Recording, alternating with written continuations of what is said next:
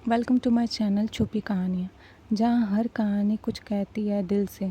और अगर आपको हमारे वीडियोस पसंद आएँ तो वीडियो को लाइक करना ना भूलें और चैनल को सब्सक्राइब करना ना भूलें। तो चलिए हम आज की कहानी स्टार्ट करते हैं। शहर की भीड़ भरी सड़कों के बीच एक तंग सी गली में 3 मंजिला एक पुरानी बिल्डिंग खड़ी थी। उस बिल्डिंग की सबसे ऊपरी मंजिल पर एक कमरा था जिसमें रह रहा था अंकित शेखावत। उम्र लगभग 28 साल, रंग सांवला, आंखों में थका हुआ सन्नाटा और चेहरे पर बसी हुई उम्मीद की आखिरी परत। दीवारों से पपड़ी उखड़ चुकी थी, पंखा बस घूमता था, हवा देता नहीं था और खिड़की से दिखता था एक अधूरा आसमान। कमरे में बिखरे थे कुछ कागज़, एक पुराना लैपटॉप और बीच में बैठा था वो लड़का जो हर रोज़ खुद से सवाल करता था, क्या मैं वाकई इतना निकम्मा हूँ? 3 साल पहले अंकित ने इंजीनियरिंग की डिग्री ली थी। उसके कॉलेज के दोस्त अब सब कहीं ना कहीं सेट हो गए थे। कोई दिल्ली में, कोई पुणे में, कोई विदेश में, और अंकित, वो अब भी हर सुबह उठकर वही करता जो 3 साल से कर रहा था, नौकरी ढूंढना। हर वेबसाइट पर प्रोफाइल अपडेट करता, हर दिन 20 रिज्यूमे भेजता और हर हफ्ते 2 रिजेक्ट मेल्स मिलते। धीरे धीरे वो ईमेल नोटिफिकेशन से डरने लगा था। कभी कभी मोबाइल की स्क्रीन पर नाम देखकर लगता शायद कोई कॉल हो इंटरव्यू के लिए, पर वो तो बैंक का ऑफ़र होता था, लोन लो, कार्ड लो। कभी कभी वो आईने में खुद से कहता, तू इंजीनियर है ना, तो फिर क्यों तेरे हाथ खाली है? उस रात बिजली गई हुई थी, कमरे में अंधेरा था, हाथ में एक मोमबत्ती और आंखों में भीगी चुप्पी। अंकित दीवार से टिक कर बैठा था और धीरे धीरे रोने लगा। उसका फ़ोन कई दिन से रिचार्ज नहीं हुआ था। माँ को फ़ोन किए हफ्ता बीत गया था। गांव में माँ अकेली थी। पहले हर 2 दिन में बात होती थी, अब हफ्तों गुजर जाते थे। क्या बोलूँ माँ को कि बेटा अब भी बेरोज़गार है? पापा की मौत 2 साल पहले दिल के दौरे से हुई थी। अस्पताल ले जाने के लिए भी पैसे उधार लेने पड़े थे। माँ ने कहा था, बेटा ये शहर तुझे पहचान दिलाएगा, पर खुद को मत खो देना। अब अंकित धीरे धीरे खुद से ही बातें करने लगा था। काश कोई होता जो कहता, चल उठ, तू कुछ कर सकता है।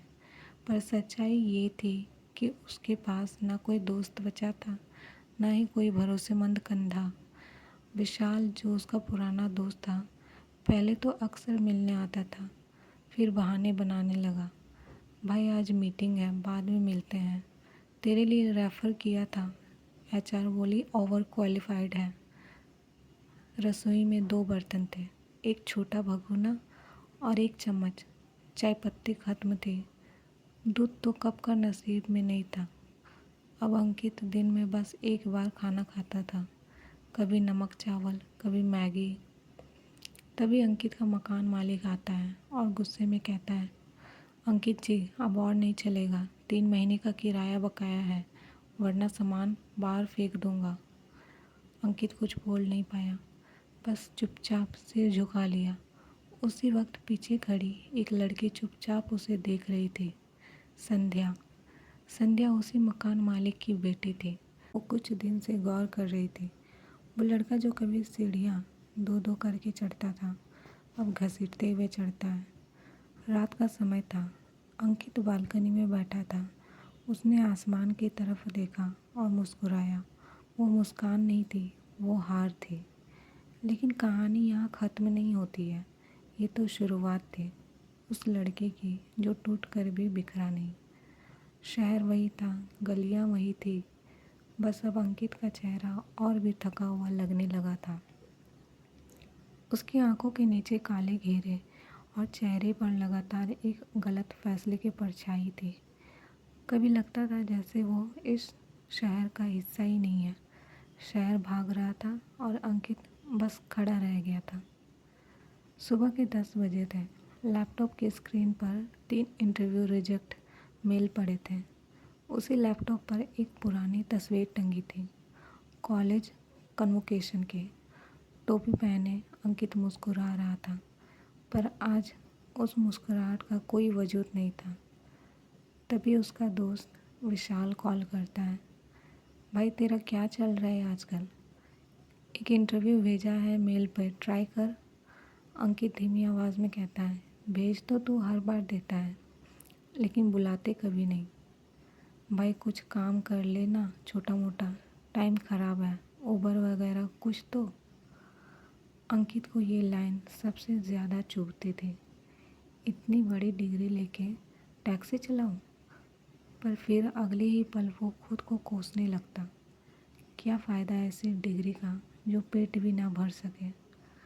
शाम का वक्त था। अंकित किराने की दुकान पर जाता है। जेब में सिर्फ 38 रुपये बचे थे।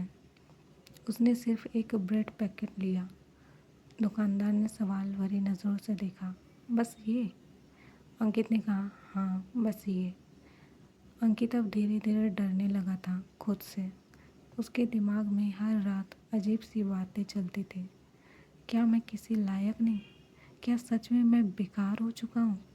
क्या माँ को मुझसे शर्म आती होगी? उसकी रातें करवटों में बदल कटती थी और दिन खालीपन में। एक शाम अंकित गली में बैठा था, ज़मीन पर। संध्या ने पहली बार उससे बात की। आप ठीक हैं? अंकित ने सर झुकाकर कहा, हाँ कुछ नहीं, बस थक गया हूँ। अगर बात करने का मन हो तो नीचे आ जाइए कभी। वो बात छोटी थी पर अंकित के लिए बहुत बड़ी थी। कई महीनों में किसी ने इतना भी नहीं पूछा था, आप ठीक हैं? अगले दिन पहली बार अंकित ने खुद से पूछा, अगर मैं ऐसे ही रहा तो क्या बचेगा? वो अपने आप से डरने लगा था और वो डर ही था जो अब उसे हिलाने लगा था। एक रात अंकित बालकनी की रेलिंग पर खड़ा था। नीचे अंधेरा था और हवा तेज़। अगर मैं अभी कूद जाऊं तो? पर तभी आंखों में माँ का चेहरा आ गया। तू गिरा तो मुझे कौन उठाएगा बेटा? वो नीचे नहीं कूदा। अगले दिन संध्या से दोबारा मुलाकात हुई। संध्या ने नीचे बैठने को कहा, आप बहुत परेशान लगते हैं, कभी काउंसलिंग के बारे में सोचा? अंकित ने कहा, पागल नहीं हूँ मैं। संध्या ने कहा, पागल वो होता है जो तैरना ना आने पर भी नदी में कूदे। मदद मांगना कमज़ोरी नहीं है अंकित जी। वो बात सीधी जाकर उसके दिल में चुभ गई। उस रात अंकित ने पहली बार गूगल पर काउंसलिंग सेंटर सर्च किया और जैसे ही उसने बुकिंग की, उसके भीतर कहीं एक हल्की सी रोशनी जल उठी। कभी कभी सबसे बड़ी बहादुरी होती है मदद मांगना, क्योंकि दर्द बांटने से कम नहीं होता, लेकिन इंसान अकेला भी नहीं रहता। अंकित पहली बार किसी काउंसलिंग सेंटर में गया था। कमरे में एसी की ठंडी हवा थी और सामने सफ़ेद कपड़े पहने एक साइकोलॉजिस्ट बैठी थी, डॉक्टर वत्सला। डॉक्टर वत्सला मुस्कुराकर पूछती है, आपका नाम? अंकित शेखावत, इंजीनियर हूँ, बेरोज़गार भी। डॉक्टर वत्सला फिर पूछती है और अंदर से अंकित रुक कर कहता है, टूटा हुआ। पहले सेशन में वो कुछ ज़्यादा नहीं बोल पाया, बस सामने रखे टिश्यू पेपर से खेलता रहा, लेकिन उसकी आंखें बहुत कुछ कह रही थी। दूसरे सेशन में उसने अपना पहला दर्द ज़ुबान से निकाला। मुझे डर लगता है कि मैं हमेशा पीछे रह जाऊंगा। मेरे सारे दोस्त सेट हैं, मेरी माँ बूढ़ी हो रही है और मैं बस एक पुरानी लैपटॉप की बैटरी बन चुका हूँ जो चार्ज ही नहीं होता। डॉक्टर वत्सला ने उसे समझाया, अंकित, नौकरी ना होना आपकी पहचान नहीं है, पर खुद को ख़त्म करना आपकी हार ज़रूर होगी। आपका दिमाग लड़ रहा है, लेकिन वो थका नहीं है, बस उसे आप समझदारी से गाइड करना होगा। अगले कुछ दिनों में अंकित ने छोटे छोटे कदम उठाने शुरू किए। वो अपने स्किल्स इम्प्रूव करने लगा। उसने रेज्यूमे बनाना दोबारा सीखा, रिज़ल्ट ओरिएंटेड फॉर्मेट में। वह हर दिन 1 घंटा मेडिटेशन करने लगा और सबसे बड़ी बात, उसने खुद को दोष देना बंद किया। एक दिन आईने में खुद को देखा। मैं वही हूँ जिसने कॉलेज में कोडिंग कंपटीशन जीता था। तो क्या मैं इतना बेकार हो गया हूँ? उस दिन पहली बार उसने खुद से कहा, नहीं, तू हार नहीं मान सकता। एक बार फिर उसने जॉब्स के लिए अप्लाई करना स्टार्ट किया। इस बार उसने टारगेट किया startups, remote roles, freelance portals को। हर एक कंपनी को कवर लेटर के साथ ईमेल भेजा, मैं कुछ नया सीख रहा हूँ, कुछ देने लायक भी हूँ, बस एक मौका चाहिए। एक शाम संध्या और अंकित बालकनी में होते हैं। संध्या कहती है, आप अब ठीक लगते हैं, कुछ हल्का सा मुस्कुरा भी लेते हैं। अंकित मुस्कुराते हुए कहता है, बस अब खुद से बात करना सीख रहा हूँ। खुद से बात करने वाला इंसान कभी अकेला नहीं होता। जैसे जैसे अंकित खुद को समझने लगा, वैसे वैसे दुनिया भी उसे नोटिस करने लगी। अब रिज्यूमे भेजने के बाद उसे जवाब आने लगे, वीडियो कॉल इंटरव्यू होने लगे और फिर एक दिन एक छोटा सा स्टार्टअप से कॉल आया। एचआर ने फ़ोन पर अंकित को उसका जॉब रोल बताया और 8,000 उसके फर्स्ट प्रोजेक्ट के लिए ऑफ़र किया। अंकित ने अपना बेस्ट देने का वादा किया। फ़ोन रखने के बाद वो फूट फूट कर रो पड़ा, मैंने हार मान ली होती तो।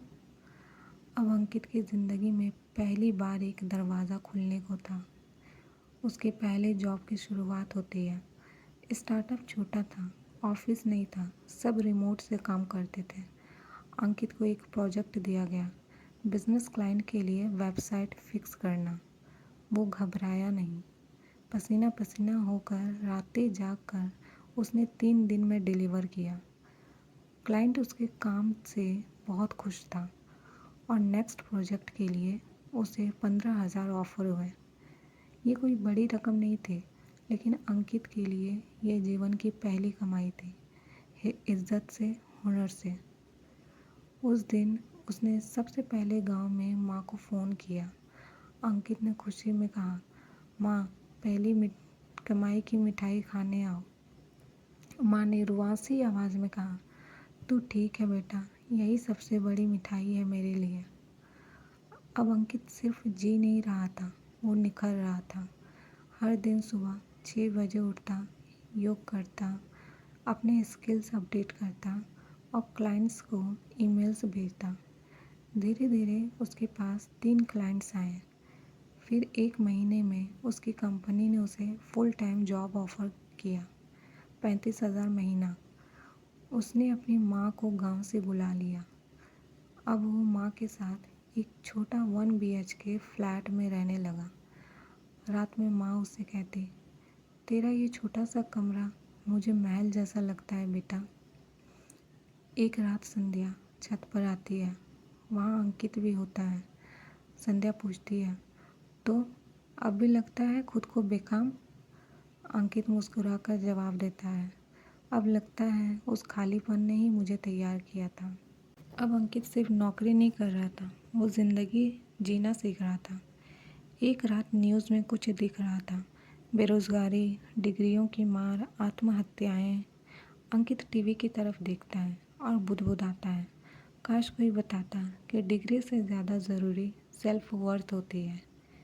एक दिन उसने अपने लिंक्डइन पर एक पोस्ट लिखी, 3 साल बेरोज़गार रहा, रोया, टूटा, अकेला हुआ, लेकिन एक दिन खुद को माफ़ कर दिया और वहीं से मेरी ज़िंदगी शुरू हुई। हमें खुद को बार बार उठाना पड़ेगा, क्योंकि कोई और नहीं आएगा, पर जब हम खुद उठते हैं तो पूरी दुनिया हमें सलाम करती है। 6 महीने बाद अब अंकित एक full time remote software associate था। 55,000 की सैलरी मिल रही थी उसे, एक छोटा सा ऑफिस डेस्क, एक मजबूत इंटरनेट कनेक्शन और मन में भरोसा। अंकित अब खाली नहीं था, वो एक छोटा सा ऑनलाइन फ्रीलांस सर्कल चलाता था, जिसमें ऐसे लड़के और लड़कियां थे जो बेरोज़गारी से जूझ रहे थे। वो उन्हें रेज्यूमे बिल्डिंग, क्लाइंट आउटरीच और मेंटल हेल्थ टिप्स सिखाता था। कभी जो खुद इंटरव्यू के लिए रोता था, अब दूसरों को इंटरव्यू की तैयारी सिखा रहा था। अब अंकित किताबें पढ़ता था, वो सिर्फ खुद को बेहतर नहीं बना रहा था, वो दूसरों को रास्ता दिखा रहा था। बेरोज़गारी एक दौर है, पहचान नहीं। डिग्री तुम्हें कुछ दे सकती है, पर खुद को अपनाना तुम्हें सब कुछ दिला सकता है। कभी मत सोचो कि तुम देर से पहुँचे हो सकता है तुम सही वक्त पर खुद से मिले हो। ये कहानी हर उस लड़का या लड़की को डेडिकेटेड है जो खुद से लड़ रहा है और जीतने की कोशिश कर रहा है। अगर आपको हमारी ये कहानी अच्छी लगी तो वीडियो को लाइक करें और चैनल को सब्सक्राइब करें।